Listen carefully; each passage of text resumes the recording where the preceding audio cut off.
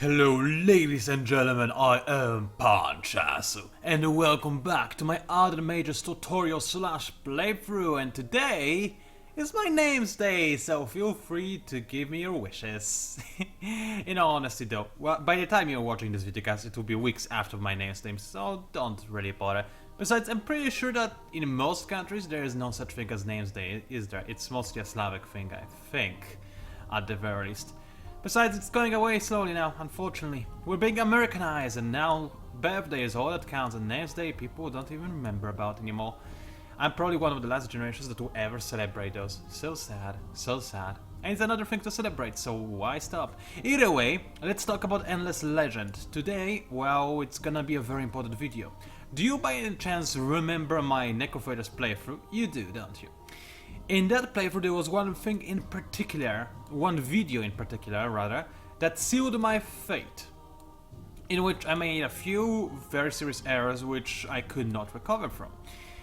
If I am to seal my fate in this series, it is going to be in this video.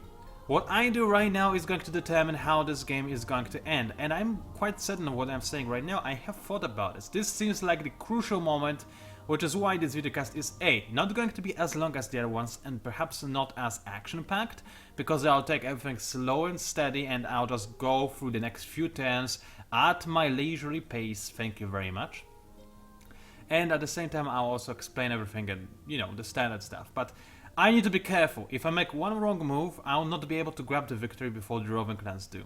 Here's the situation. The roving clans currently have all the technologies in the previous eras, in all eras except the 6th era. They are in the 6th era right now, and they are researching something from that era. I don't know what, of course, but it could be Serum of Ritaku, which AI is usually rush, or the Science Boost, which is scary, or anything else for that matter. Perhaps it's Dust Boost. Who knows? AI could go for all sorts of things at this point.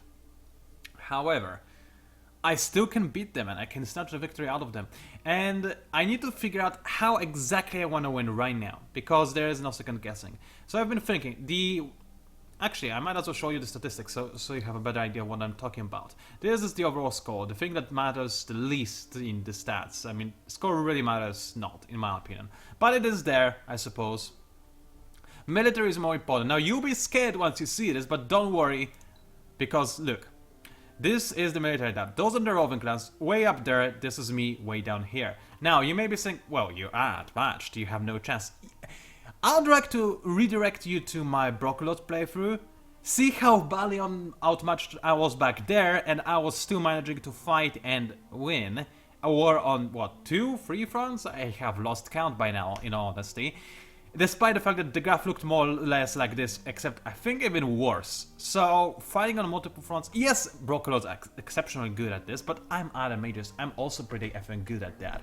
So I'm not terribly concerned about this. If I do a sinister swift strike at the head of the enemy's empire, right here, or preferably all of those cities in this small area, and maybe even manage to raise them, which would be perfect, and then retreat back to my area, that would seal the enemy's fate. I'll destroy his crucial key structures with all the nice structures in them.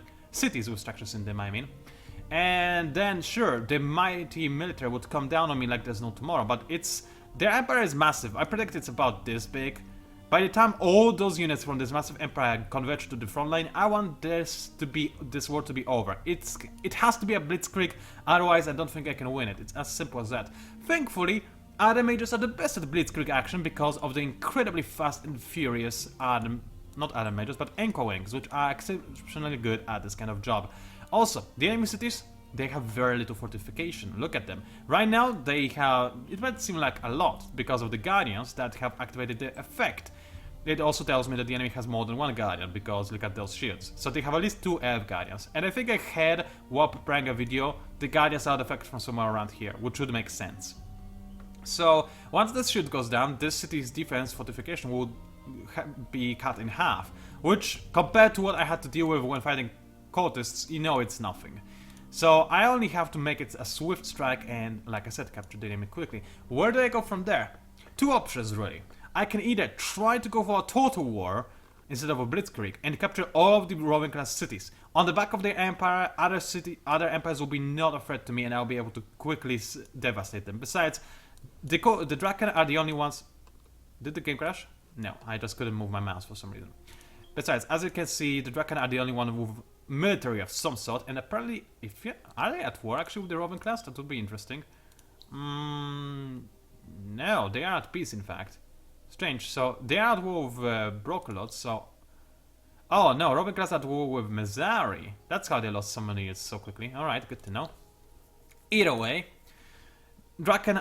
I'm sorry, I'm not horribly concerned with them. Besides, the military may appear strong, but in practice, it's mostly health points, and that's it. And they have very little else going for them in terms of other things that are important for Empire. Expansion, well, I did get a bit of a boost, didn't I? Of course, Roman class are exceptionally good in that area, but that's to be expected. Population, yeah, I mean, you know what to expect there. Research is the scary thing. As you can see, the enemy has been researching tier 6 research for quite some time now. So in probably, I don't know, 5-ish turns, they'll get the first technology. Now what they get will also be very important. If they get the science boost technology, that will actually not be the worst for me. I mean, yes, this will put me on an even bigger clock, and it will be very difficult to beat them, but... And I'll essentially have to capture the Empire, because at that point the science gain will be insane. But it will not be the end of the world. What would be, however, is if they grab the Serum Viterra, which, just to remind you, doubles your unit's effectiveness, basically. It doubles the life and the damage. Now, I can still counter this to some degree with my attack and with my... whatchamacallit, and with my defense, as discussed before when we reached this particular conundrum. I think it was in the Brokolot series, I don't remember. Maybe Draken series, I still don't remember. Either way, I did discuss this, so there are ways and means around that. However, the life is a problem because my units have very high attack, but I am kind of lacking damage. And I mostly deal damage through critical strikes if I can. That's how Ardent Mages roll. Now, thankfully, I did, in the case of some heroes, go for this particular skill, which increases my damage, which is going to be invaluable, but even then, my damage is perhaps not gonna be good enough to counter the Serum Viterra's insane HP boost. So that will be scary. Anything else like dust, food, influence, even industry, I would be okay with. I would be very happy if AI went for one of those things. I would be ecstatic, because that would be basically a wasted tech for them. Sure, with industry they could make more army in theory, but in practice AI would not be able to support it financially. Why? Let's go back to status screen, and let's go to dust. Look at the dust graph. There is the 0 mark, and anything below that is dust loss.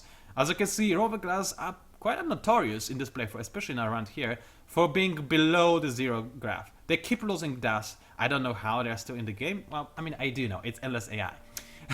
But nonetheless, they cannot support a much bigger army than what they already have, in all honesty. Which means that if they get extra industry, I don't care. If they get extra dust, this could be somewhat annoying, allowing them to make a bigger army, but it will not be an immediate effect, so I'll be fine with that. As for anything else, I honestly could care less. Industry is something that we should also keep in mind, of course, and I have been generally pretty good with industry, but nowadays, as you can see, Roving class are very close to where I am. And my industry has dropped this turn because of how I moved my population around, but I can make it grow if I focus all my cities on industry, which I don't want to do, by the way. But I could theoretically make it more. But what's most important is that it stays higher than the roving class. I don't need anything more than that. Right now I am higher, I'll try to make the difference bigger, but it's not the top priority. Finally, the science. This is the important thing. As you can see, my science grew tenfold after capturing the Museum of Riga, as expected, and now it rivals or even beats the Roving Clan's science, which means that in theory, if I make the right tech choices, I could even snatch the science victory out of their hands. And that is exactly what my plan is right now.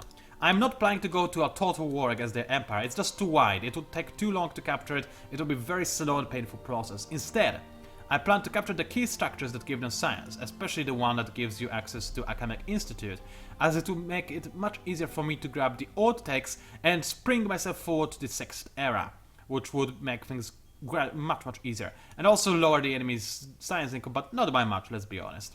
Still, I want to capture those two cities, and that's the key. This will slow down the enemy, and this will make me go much faster, which is again what I care about the most. So slow down the enemy science is my goal, while simultaneously boosting mine and also engaging the enemy so that the enemy has to focus on unit production rather than scientific research and whatnot. That's the idea in a nutshell. How it will work? Well, we will see. Maybe it's a better idea to go for a total war, but in my opinion, going for a blitzkrieg and followed up with science supremacy will probably yield some better results in my opinion. I can also show you the other stats just in case you are interested. Influence, that's the influence empire approval. Somehow I wasn't that far below endless AI all this game, except for this bit right there for some reason. But all things considered, it's usually very hard to stay on par with endless AI, because it's endless AI after all. It always cheats extra approval to itself.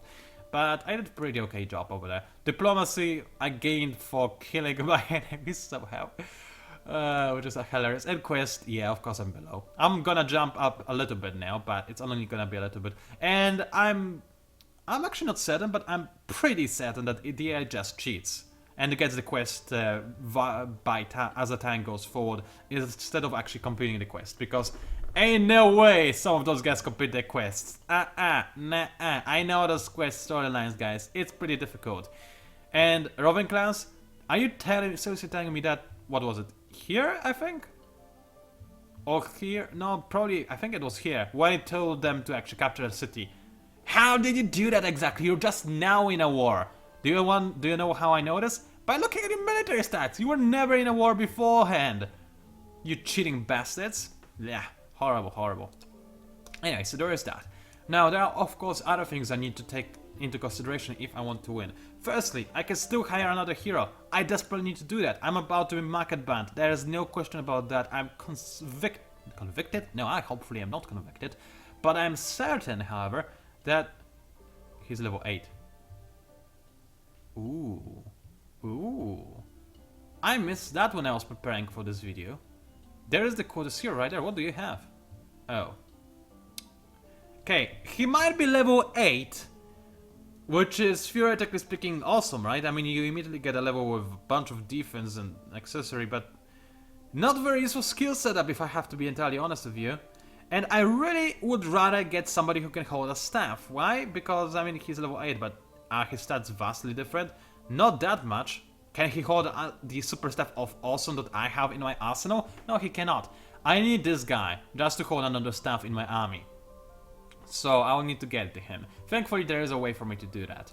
And I can do so by selling those 3 units.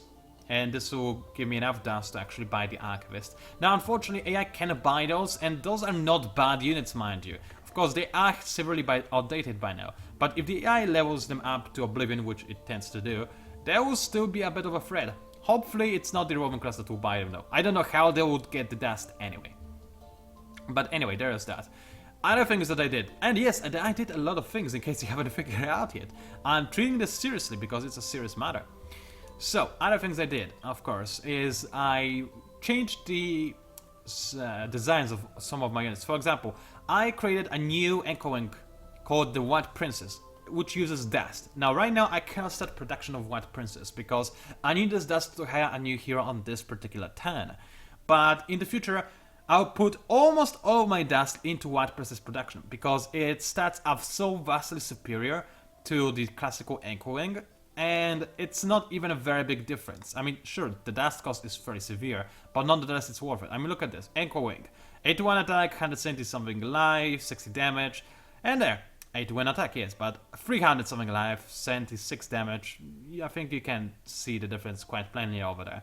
I could, in theory, also make it even more powerful by making it equip the glass steel thing. And I have a ton of glass steel to support it. I mean, right now I used a bit of it in production in cities, but I have a lot of it. But the production is not that big to support a massive White Princess production with glass steel weaponry.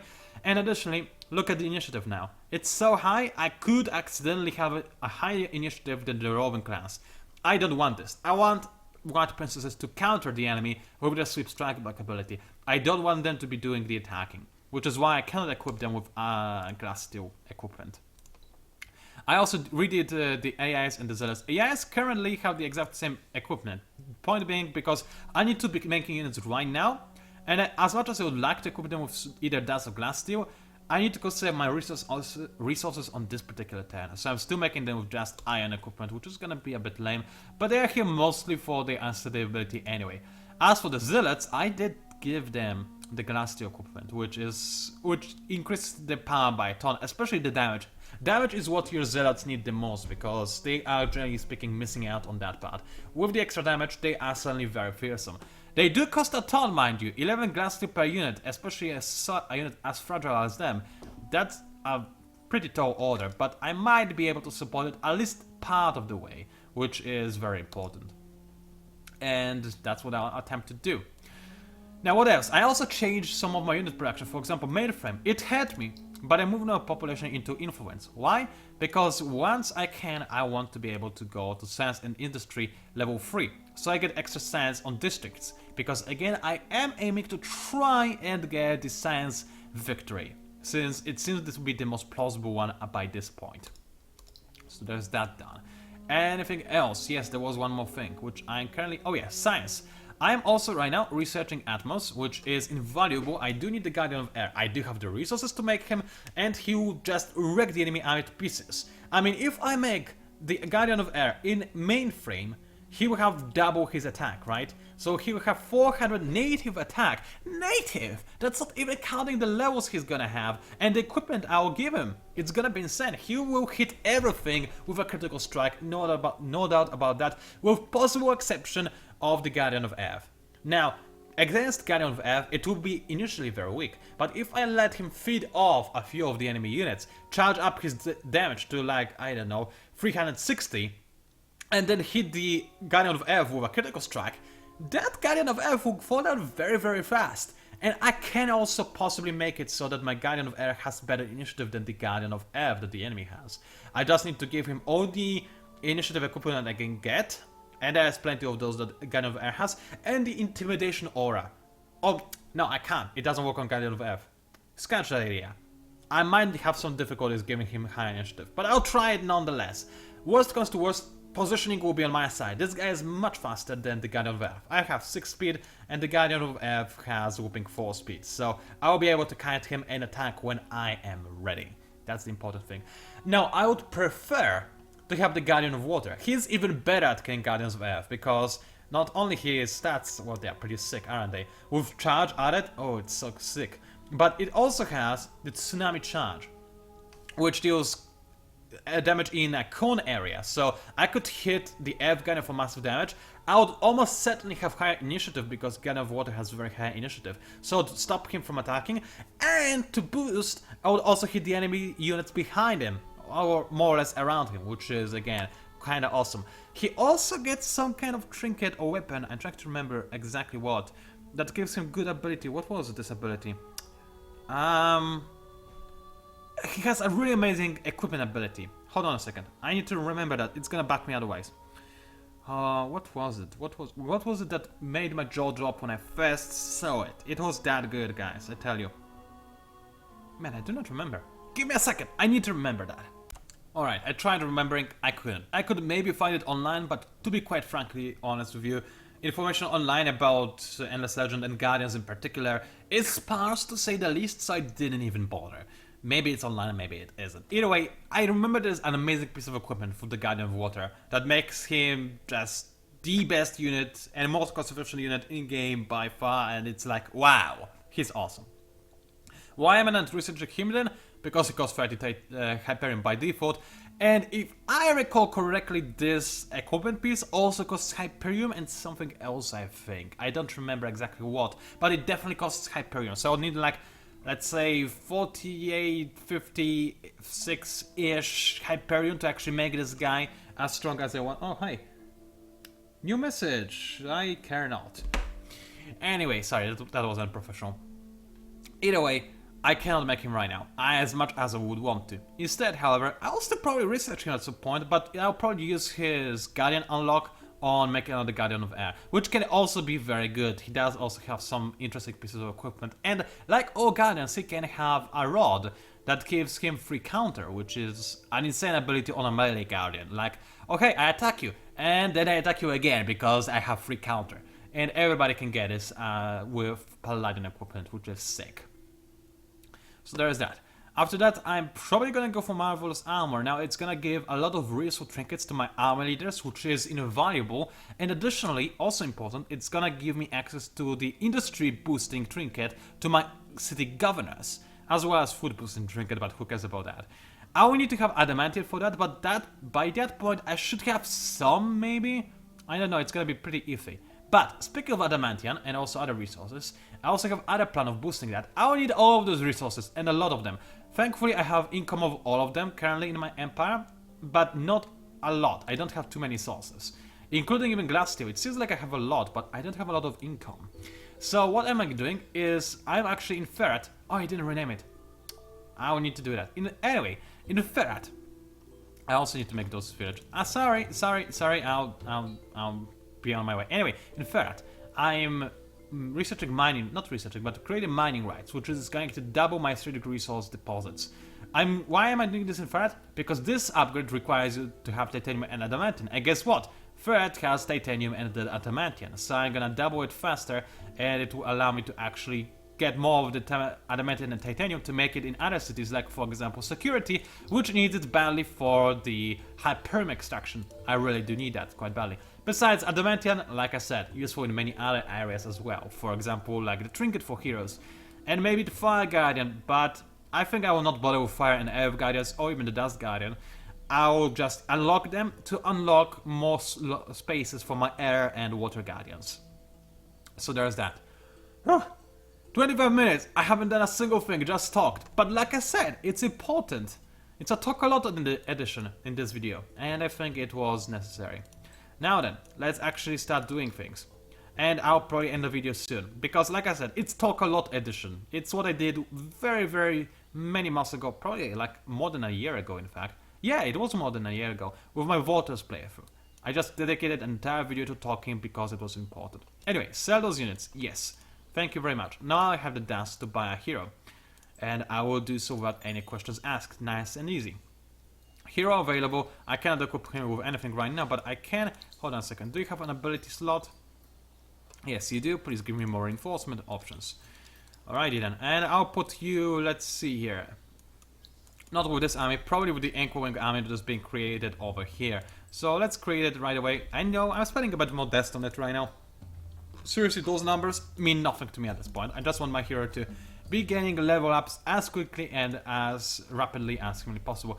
I might also give both of my Draken heroes the trinket to give them more speed, because speed will be crucial to winning this game, so this trinket will be very important, as you might imagine. Let's move all the other units. This army, well, it's no longer any useful in all honesty, it's very outdated, but it will work as... just something to help the auto battles decide, I suppose. If I have a lot of armies nearby, it might be possible for me to use auto battles instead of something else. As for anything else, well, right now things are queued up, more or less, and there are a few ramblers here and there that I don't really care about. So this tent should be more or less ready, unless I forgot about something important, but I don't think I did.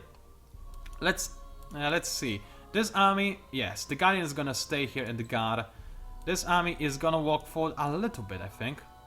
Mostly to keep an eye on things because it has very good range. So let's see, that's a settler. Okay, you can do whatever you want with a settler. Fight me and I will in fact be kinda happy. And that's the enemy. Oh, it's really pathetic in all honesty.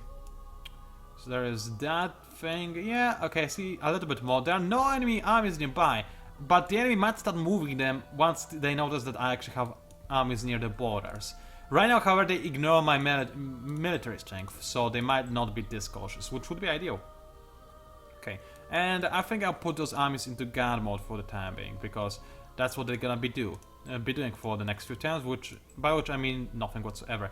And you, in fact, go back a little bit, because when we do attack, I want this army, you know, to not actually be necessarily fighting. So there's that. Do they not have roads? Oh no, you do have. Those are not actually roads. Roman class never researched roads. Or never made them in the capital at the very least. Wow. Well, this is only gonna be working to my advantage, I suppose. Anyway, let's end the 10. And like I said, I will end the videocast after equipping the Atmos, because I bet you wanna see this. But nonetheless, that's where I'm gonna end it, and that's it. Alrighty then. Atmos completed, research that, I mean, by English, I failed with that. I got the Dragon Gold, and the next quest I'll never complete because it's exploit 6. Oh no.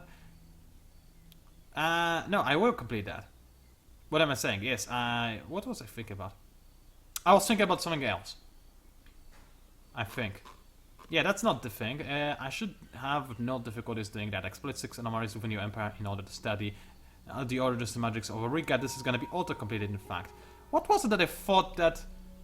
I don't know, for some reason I thought that it's not gonna be completable. Whatever, it doesn't matter. Maybe I just had a brain dead moment. Seriously, guys, you don't scare me in the slightest.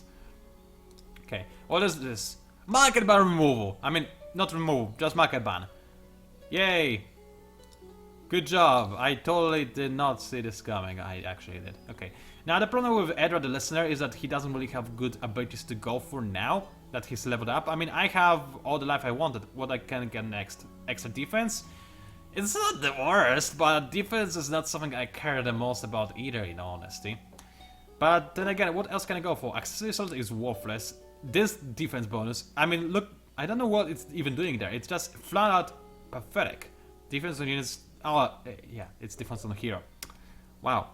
I never liked this ability, now I know exactly why. Either way, both of those abilities, in my opinion, are pretty pathetic. This is not useful, this is not useful, so I don't really have a lot to go for. I can, of course, go for something like extra attack and defense on units by percentage base, so I can go through here, I suppose. And I might, in fact, do that. Alternatively, I can go for no idle hands and then go through siege mentality, which is not bad, and then thrifty, which would take immediate effect at the very least, so I think I'll do it. No idle hands is not gonna be very useful by that point, it's too close to the end game now, but I think I would rather do that than just grab a totally useless ability for our general. So there's that. Things were done, yada yada yada, nice and easy. Reliable ally, yeah, no. You can focus on this quest, however. So there's that done. I really wish I could complete this quest, the Aura. Because Storm of Endless Savagery, oh, that would be good. Having a Guardian Slayer, but I don't even know what the aura is. Oh, it's over there! Too far. I could send a squadron of Anchor Wings, I suppose, but even then it would take me forever. And the winter is gonna hit before they reach, or by the time they reach. I would basically sacrifice a whole squadron of Anchor Wings. Because, yeah, how else am I gonna do it? I could try to use my own Guardians, but by the time he reaches that place, it's gonna be, ages from now. So no, thank you very much, but no. Which is a shame. I could use a Tome of Endless Savagery. In case you don't know, it allows you to deal double damage or have double attack against Guardians. I don't remember. Either way, it doubles your effectiveness in some way against Guardians. Okay, and before we end the video, which, like I already said 20 times, I will end it now, but let us equip the Atmos. So, this little bastard, he's got his default attack, but he's got other attacks like the stun and the Sweep Strike Back 4. Sweep Strike Back 4 I do not care about, because he's gonna generally have a pretty good initiative. I mean, this thing, it doesn't actually give him this initiative, but I'd rather go for Cyclone. Yes, as you can see, the Cyclone doesn't give him as much attack in Fury, and doesn't give him as much damage. But it does give him what I really needed, and that being the defense, and also, with the extra initiative, if I can stun the enemy, that is sick. So, yeah, I do want him to have this particular weapon. Thank you very much. What else? Of course, I'm gonna give him a free counter. I mean, that's not even a question. And I don't know, I am kind of tempted to get that because of how much attack and damage this is, but no, it's more important to have initiative on this guy. And what is gonna be the last thing? Probably Intimidation Aura still. This guy is gonna be jumping all over the battlefield with his good speed. I mean, Glory or Death may not be that bad because it's kind of useful, but at the same time, I kind of feel like Intimidation Aura is going to be more useful since he's going to be in the middle of enemy units most of the time, I imagine. So let's equip him like this. I need a bit more Dimension than what I have, 2 more, before I can make the bastard, but at the very least, he's designed, I suppose. I can also upgrade the Scorus. Can I? Does he have new stuff? Increased fire 3, right, okay, instead of heal. How about the stats? And no, I'd rather keep what I already have. I can theoretically give him free counter, but this guy never fights in melee really, so that would have been too useful. Just a waste of resources. Anyway, it was PANCZASU. Thank you for listening to my Talk A Lot of edition. I'll see you back in the next video where things will actually happen. But this time, I just needed to discuss things. Thank you very much for watching, and I'll see you online.